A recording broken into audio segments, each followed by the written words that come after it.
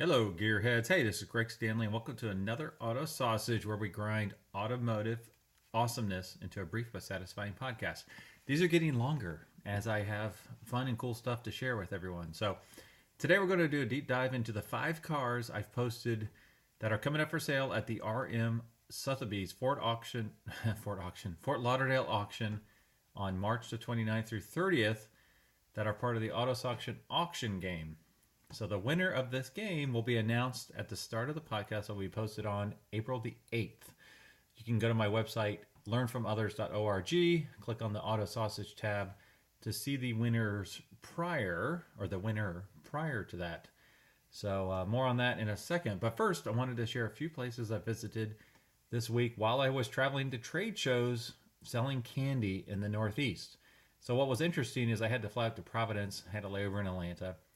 And I get on the plane, and there's a guy with a Ford racing jacket right next to me across the aisle. So we start talking, and super nice guy. I didn't catch his name, but turns out he owns like 9 dealerships up in New England. And I got the impression that 3 of them were big, and one of them was Ford. And he races the Ford Mustang Cobra Jet. And he was just coming back from the Gator Nationals in Gainesville, Florida. So he showed me some really cool pictures. Had a great conversation while we're on the plane. Actually, I should have gotten his business card, but super nice guy. And I asked him about the new 2020, I believe, Ford Shelby GT 500 that's coming out, how many they were getting.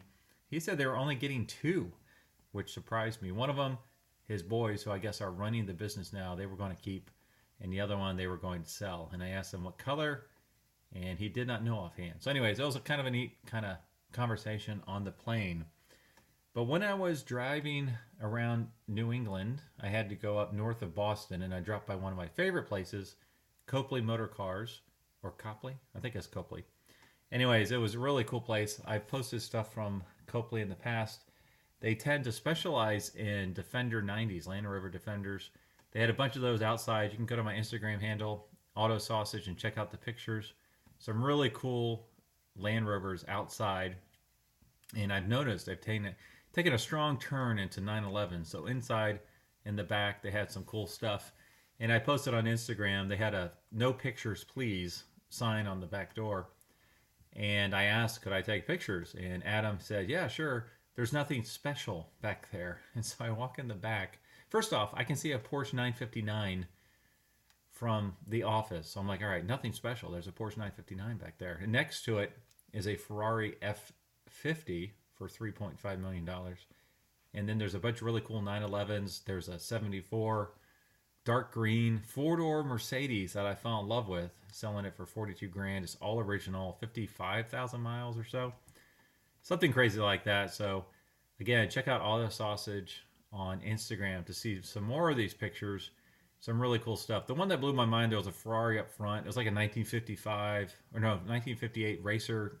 Carroll Shelby drove it in a race back in the day. It was a Ferrari, blah, blah, blah, so blah, blah, blah, blah, blah, blah. I can't remember all the different names. I think it was a 375. Really cool car. I asked him what the price was, and he said I think it was $18.3 million. So it's not often you get to see one of those. If you go to their website, I think it says, please inquire. So you've got to imagine anything over $1 million, they probably don't have it advertised out there. But really cool. Adam was super awesome. Hopefully he'll be a guest on my other website, podcast, Learn From Others, here shortly. So check out the pictures. Stay tuned for next week's podcast where I go over a few other places I visited. I went to Wayne Carini's place at F40 Motorsports. So I got a behind-the-scenes tour there. And then there was a Kia dealership that has something really special in the back. So you'll see pictures on Auto Sausage on Instagram, but not until after the podcast. So stay tuned for that. So how does the auction game work? Well, basically, I pick 5 cool cars that are coming up at one of the next auctions. In this particular case, it's the RM Sotheby's auction in Fort Lauderdale, Florida, like I said before, the end of March. And you go online at learnfromothers.org, go to the Auto Sausage tab, and it will prompt you to fill out the answers. So you just basically need to say, how much do you think each one of these cars will sell for? And I will take your total amount and what is the difference from the actual sales price. Whoever's the lowest wins. So now if an item does not sell, if a car does not sell, I'll take the price that it was bidded up to and published by the auction company. So if the reserve was $100,000, it sold for $90,000. $90,000 is the dollar amount that we're working on. So for example, if it sold for 90 grand, you said it sold for 100 grand, you're $10,000 over. The next car, it says it sells for 90 grand, you think it sells for 80 grand, you're $10,000 under. So you're flat, you're at zero. So I will recap this, and the prizes are going to get better and better and better. Right now, the prizes is candy, gum, and beef jerky from my trade shows, but it's all good stuff. But in the future, it should get pretty nice. I've secured 4 different sponsors, and some of this stuff will include some car care products, some outdoor grilling products. So more to come on that. Keep track on the website. Keep track. Sign up for my newsletter. Keep track with these podcasts, and we'll keep on growing up these prizes so that your awesome ability to guess the hammer price of cool cars at auctions will be rewarded for free with some prizes. So anyways, let's dig into some of these 5 cars I have coming up. So the first one we have is the 2015 Ferrari LaFerrari, worst name in the world, lot 3094.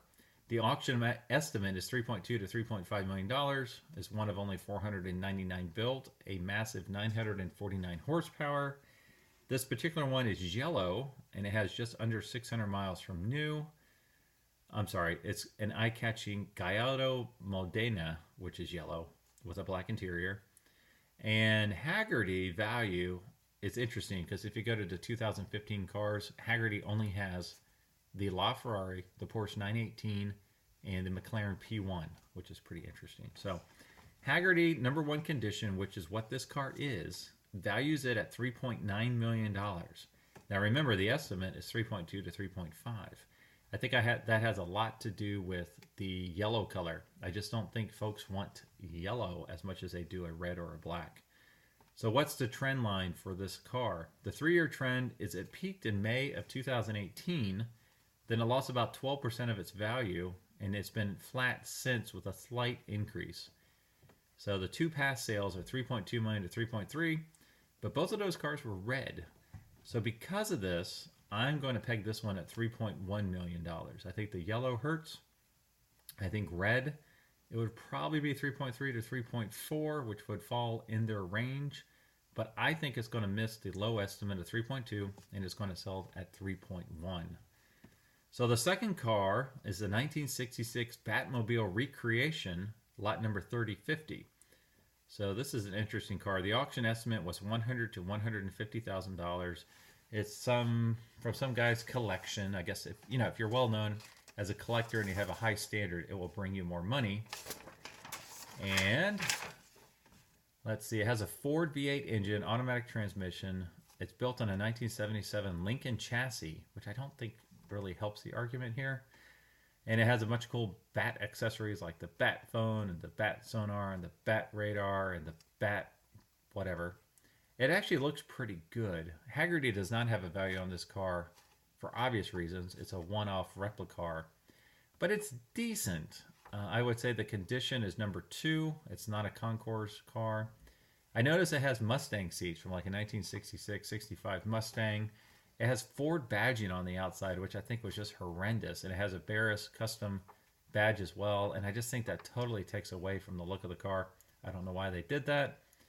And something just feels off with this Batmobile. It's just not quite right. I had a chance to see the original Batmobile at the Barrett-Jackson showroom/dealership in Sedona, Arizona a few years ago, right after they had bought it for $5.5 million. And what was interesting is the pinstriping, the bright neon orange pinstriping that is so awesome. It looked like a 3-year-old applied it. It was horrendous. It looks great on camera because you're not up close, but you see that sucker up close. And it looked really, really bad. So anyways, this particular car, the auction estimate is $100,000 to $150,000. I'm going to guess that it's going to miss the estimate. I think it's going to be bidded up to $87,000. And we will see how correct I am. So the third car is a 1940 Lincoln Zephyr 3-window coupe, lot 3026. Now, if you go to Hagerty Valuation Tools, they actually don't go prior to 1945, which I thought was interesting. But the auction estimate is $100,000 to $125,000. It has a flathead V12 engine, 3-speed manual transmission. Picture that, a 3-speed with a V12. That's just nuts. It's a nice car. It's black with a red maroon interior. It was upgraded to 12-volt electronics. And so there's no value on this car. It looked like a number 2 condition car. Really, really cool car. I just don't think this is a car that is trending up. I think this is a car that is trending down. So the auction estimate is $100,000 to $125,000. I'm going to say it's going to be bidded up to $92,000. It's going to miss the low estimate. All right, so the fourth car is the 1991 Nissan Twin Turbo Lot 3007. Now this is interesting because this trend is up on this car. This is an estimate of $30,000 to $40,000. This is offered from the Youngtimers collection, which is a play on the Old Timers whatever. So this has the 300 horsepower, 3.0 liter twin turbo V6 with a 5-speed manual transmission. If you have the automatic, you have to take 15% off the value of the car. It's black with charcoal leather interior, which I think is a pretty good color. I think red is actually the better color for this car. It has less than 3,000 miles. It has a T-tops, Bose radio with cassette. So great car all around. So they're saying $30,000 to $40,000. The Haggerty value number 1 condition is $34,900. The 3-year trend is extremely strongly upward trajectory.